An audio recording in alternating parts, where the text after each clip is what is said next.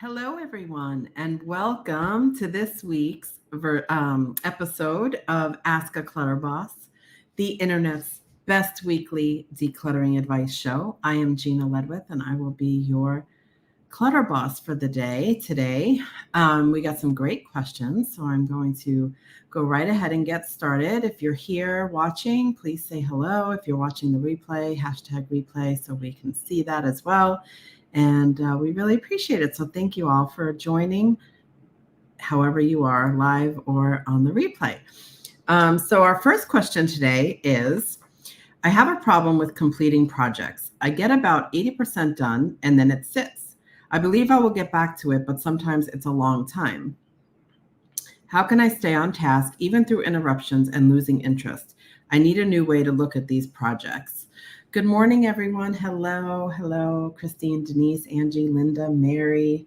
Okay, so this question, I actually wasn't sure if this was a decluttering project question or a craft project question, because we get obviously lots of decluttering questions, but crafts is actually a really big topic too. So I'll touch a little bit on each of those. I think for anything where we're stuck or things get left, I mean, I feel like typically when things get left, there are many reasons, and without knowing exactly what that reason is, I'm just going to talk generally about ways to get unstuck and or progress through unfinished projects. And before I say that, I do want to say or let you know that it's okay sometimes in decluttering, a lot of times, to be working in one area and move to another and move to another. And then as long as you circle back, that's the key, because sometimes we just don't have the bandwidth to stay in one space to completion. It's very common. So no worries there. It's just a matter of figuring out what's the strategy to keep going. So whether it's decluttering or crafting, I think that's a really good thing to keep in mind. So always making sure that you know it's okay. It's okay that maybe you're stuck, and really the key is to not necessarily sit there and try to figure out why. This is something I learned myself, and it took a while, is that what's key is figuring out how to move forward. So when we have an all or nothing mentality, we're like, oh, we have to finish this to completion, or it's not good enough kind of mentality, it really can get us stuck. That is probably one of the biggest things that I see, even in myself, that mindset of all or nothing. It is a very common situation in being stuck. So I just wanted to put that out there too. So the first thing is to recognize that, and recognize that this is all okay and part of the process. So what do we do to pick up a project pick up a project that we were working on and not to completion, and we would like to get this finished? First thing I would say is only focus on one of those projects. It sounds like there are multiple ones here. So choose one and commit to finishing that one. That is the best advice I can give you. Sometimes we just have to say, you know what, I'm just going to do this, and breaking it down into smaller pieces so that we're focusing on just one at a time, because inevitably finishing that project is going to be motivating, and you are going to then want to continue on to the next one. But only expect of yourself finishing and completing one at a time.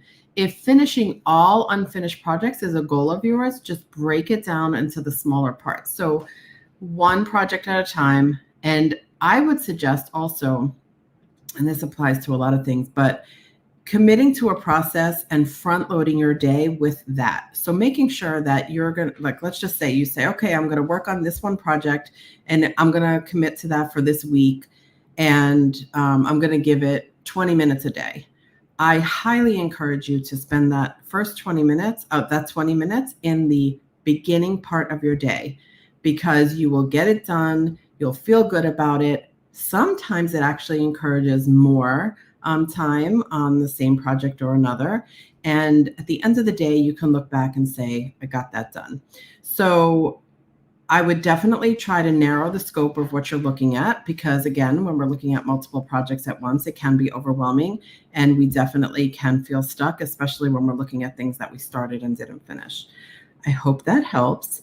Come up with a strategy, commit to that strategy, do it in the beginning of your day, and tackle one at a time. All right. Okay, moving on to the next one. So, since my oldest was born, I've been keeping cards, birthday, Valentine's, anniversary, birthday invitations, etc.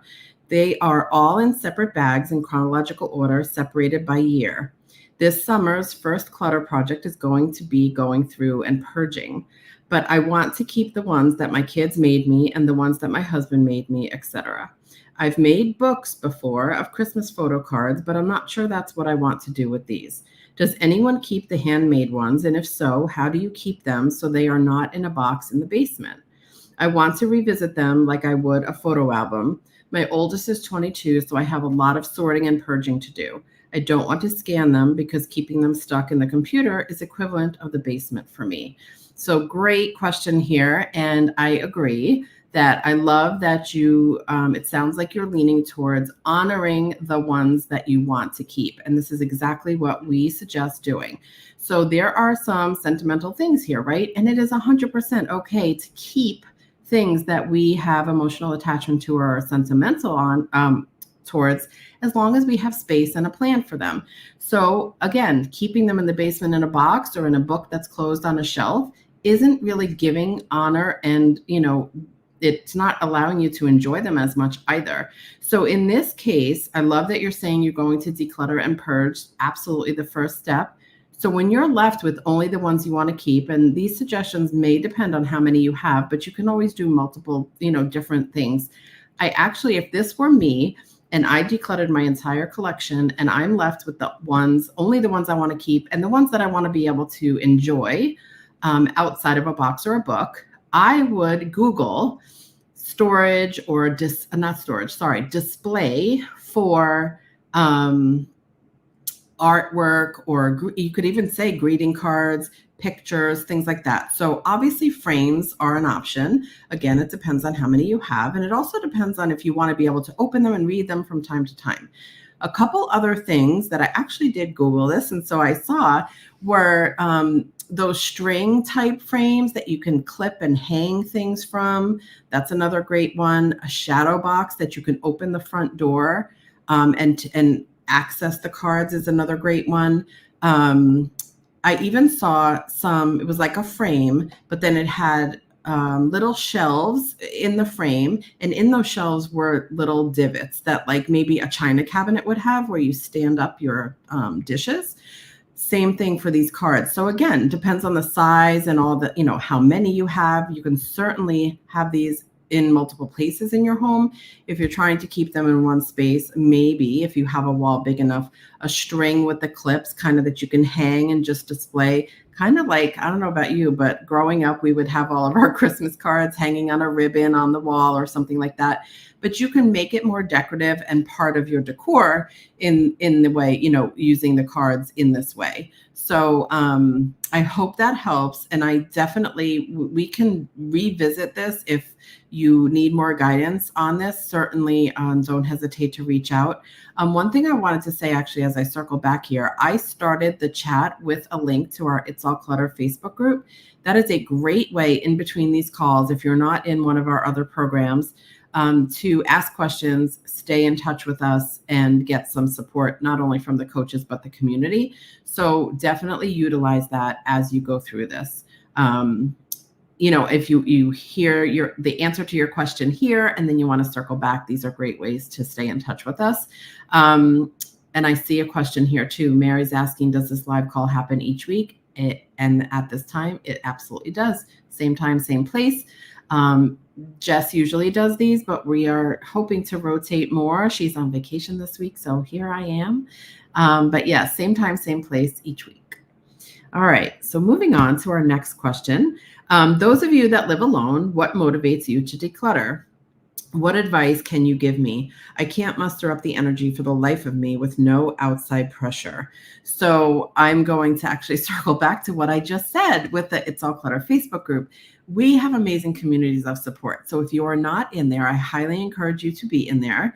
Having a clutter buddy, someone that you can count on checking in with from time to time, whatever you decide, is a great form of accountability. If you already know, and it looks like you've identified that you need external accountability in order to progress, it is really advisable to seek out the support of that nature. And what better place than to find someone that's actually in the same boat as you in terms of decluttering as a goal.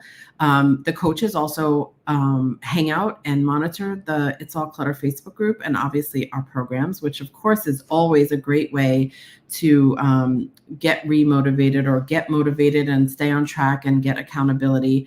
But I would do that either in your own life if you have somebody that you can seek that support from. And I know that's really hard sometimes. It's hard to ask for guidance and support on something that we feel maybe, shameful or embarrassed around. And I highly encourage you to try to release those emotions as well, because none of this is your fault. We're all dealing with this decluttering. Like even all the coaches started in a boot camp with a cluttered home. So it's what I want to say, it's common. It's very common. And the It's All Clutter Facebook group actually has a really, really large community. So if you're not already in there, I would highly encourage you getting in there. And if you can post into the group, let the group know, and the coaches will see it too, that this is what you're looking for. Yes, Mary, CBA does have access to that group. I put the link up at the top in the comments. It is here. I can copy it and post it. Actually, it's not letting me copy it from here, but if you scroll back up to the beginning of the comments, you will see it. And yes, you can be part of that group. Anybody can be. That's our free Facebook group community. So really, that is my top tip for getting accountability support, because everyone's in the same boat. I guarantee you there's someone else in that group that could benefit from having a buddy to check in with. But definitely let us know as coaches as well, because we really do want to make sure you're all supported. And if you have anyone, again, in your own life that may be local or somebody you talk to each day, but really thriving on external accountability is very common. It is very, very common. The other thing I would say, though, so that you're not fully relying on the external accountability piece, is to start to create some habits for yourself that will support your own progress. And going back to one of the other questions when I mentioned having a daily strategy for tackling tasks you're committed to first part of your day. Now, start with one thing. When you are stuck or unmotivated, it's really important that we start with just one thing. Commit to doing one step or 10 minutes. Figure out whatever that one step is. It could be an amount of time. It could be a flat surface. It could be taking a walk. I mean, there really isn't, it could be anything. There's no limit to what this is that we choose. But I do suggest that we make a commitment to start a habit of getting our day started with the things that we're struggling with the most until they become more habitual. You may decide that you're going to start your day with those things no matter what, which is highly advisable.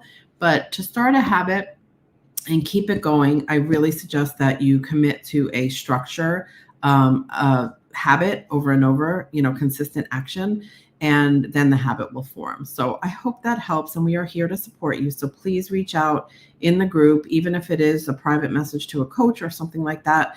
But I think you will definitely find more people in that group in the same situation as you if you are willing to post into that group. So hopefully you would do that, and we can support you in that way. All right, I hope that was helpful. And on to our last question for today. What is one thing that gets you out of a rut and motivates you to clean and organize? So I really resonated with this because I have a habit, and I think we can all relate to putting things off and things like that. And one of the first things that really resonated with me in this process that has literally changed the way I go about my day and how my home functions is if something will take 5 minutes or less, do it immediately. And this can go for any task. Even if you're starting to declutter, you're like, okay, just give myself a 5-minute block and let me work in that 5 minutes and then see what I get done. But in general, if something is going to take 5 minutes or less, just do it. It's those little things, and some of these may seem bigger in our minds, which this was the big one for me when I realized, and this is when the light bulb went off. I timed myself to empty my dishwasher because we were constantly grabbing dishes and silverware out of the dishwasher rather than emptying the dishwasher and putting them away. And one day I'm like, I'm just going to time this. I am timing myself, and it was less than 3 minutes. Now, I'm just saying that makes a huge impact in the functionality of my kitchen.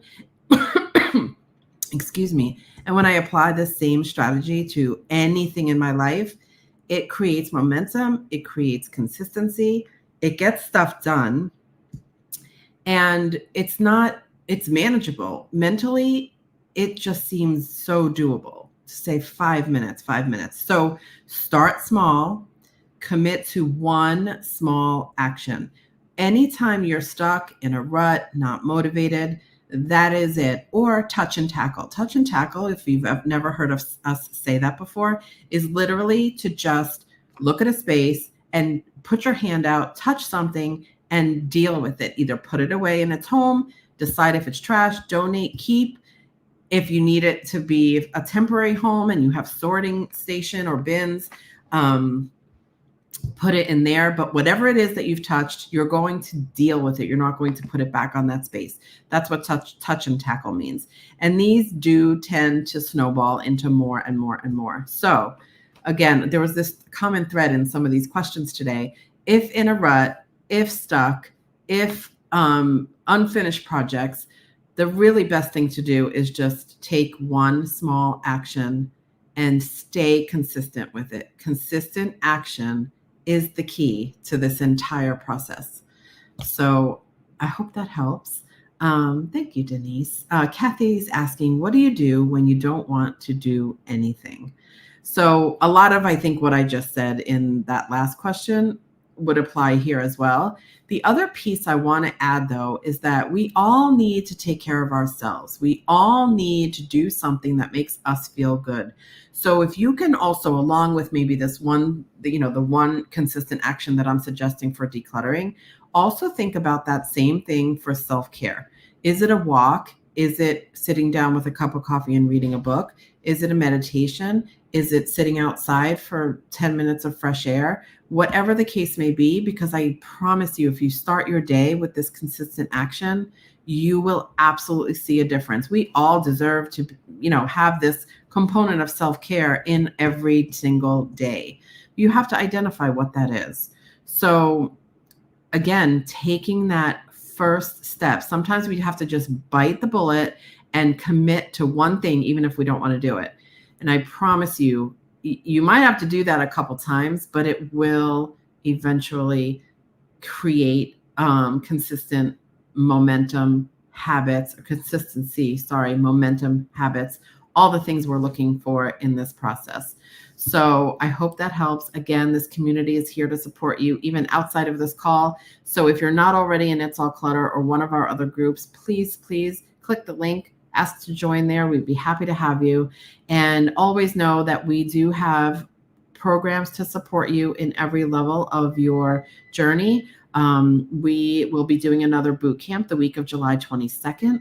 So if you have never done a boot camp, I definitely encourage you checking that out. If you have any questions regarding that, you can always reach out. Support@clutterboss.com is a great place to get questions answered as well. But utilize the Facebook groups. We are all in there from time to time, and we will definitely answer your questions and things like that there. If you have questions for this Ask a Clutter Boss next week or future weeks, best thing is to email them to support@clutterboss.com, and we'll be sure to answer them live here. And this replay will always be available for you. So thank you all for watching. I hope you have an amazing day. Stay cool if you're somewhere that it is still pretty warm and not so fun to be outside. And thank you all for watching. Have an amazing rest of your week, and we'll see you next week. Same time, same place. Thanks, everyone. Bye for now.